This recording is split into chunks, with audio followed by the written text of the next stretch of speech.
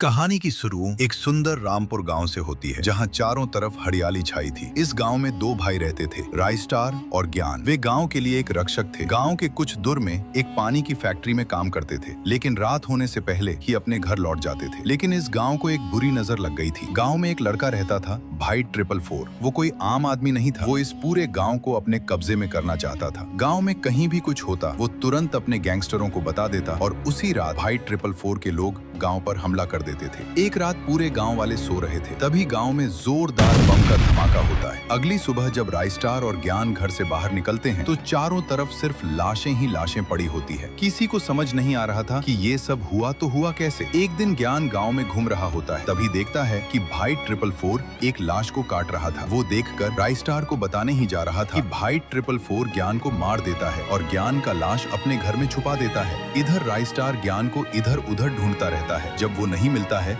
तो राइस्टार बहुत रोता है। कुछ दिनों बाद गांव में एक बड़ा मेला लगा था। पूरा गांव खुशियां मना रहे थे। उसी दौरान अमित नाम का एक लड़का भाई 444 के घर से गुजर रहा था। तभी उसका नजर ज्ञान का लाश पर गया। वो जल्दी से ज्ञान के लाश तक पहुंचता है। तभी अमित को भाई 444 पीछे से मार देता है। भाई 444 तुरंत अपने साथियों को कॉल करता है और कहता है कि हमने अमित और ज्ञान को मार दिया है, तुम लोग जल्दी से गाँव पर हमला कर दो। भाई 444 के लोग गाँव पर हमला कर देते हैं, लेकिन राइस्टार अब रुकने वाला नहीं था। दोनों तरफ से जंग शुरू हो जाती है। एक एक करके राइस्टार सबको गिरा देता है और आखिरकार रामपुर जीत जाती है। ऐसे ही मजेदार स्टोरी देखने के लिए हमारे चैनल को सब्सक्राइब कर लीजिए।